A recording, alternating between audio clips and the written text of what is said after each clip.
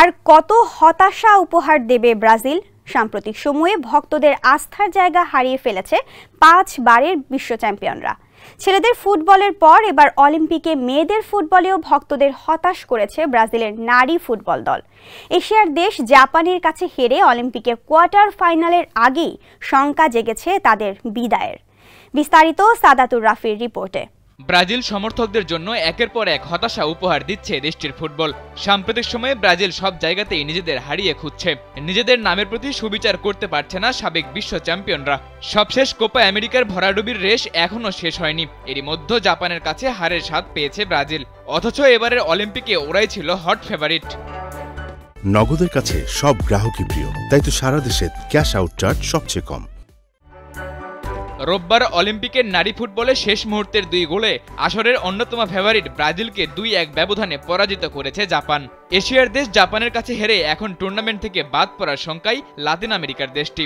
জাপানের কাছে হারের পর ব্রাজিলের ভাগ্য ঝুলে আছে শেষ ম্যাচের জন্য, যেখানে শুধু নিজেদের জিতলেই হবে না, তাকিয়ে থাকতে হবে অন্যদের ফলাফলের দিকে।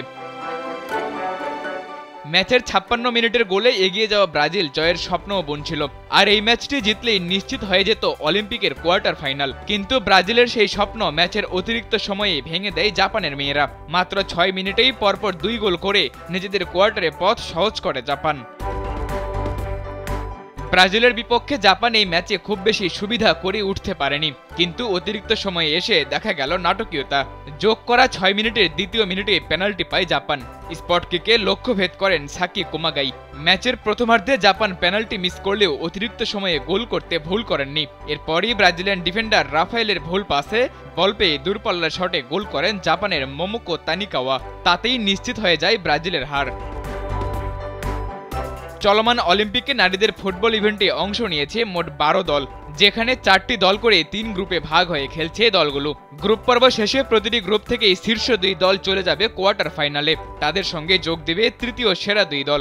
জাপানের কাছে হারের পর ব্রাজিল আছে গ্রুপের 3 নম্বরে।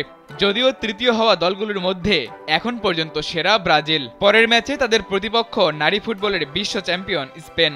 লা রোহাদের বিপক্ষে হারলেই বাদ যেতে পারে সেলেসাও মেয়েরা। সাদাতুর রাফি, কালবেলা।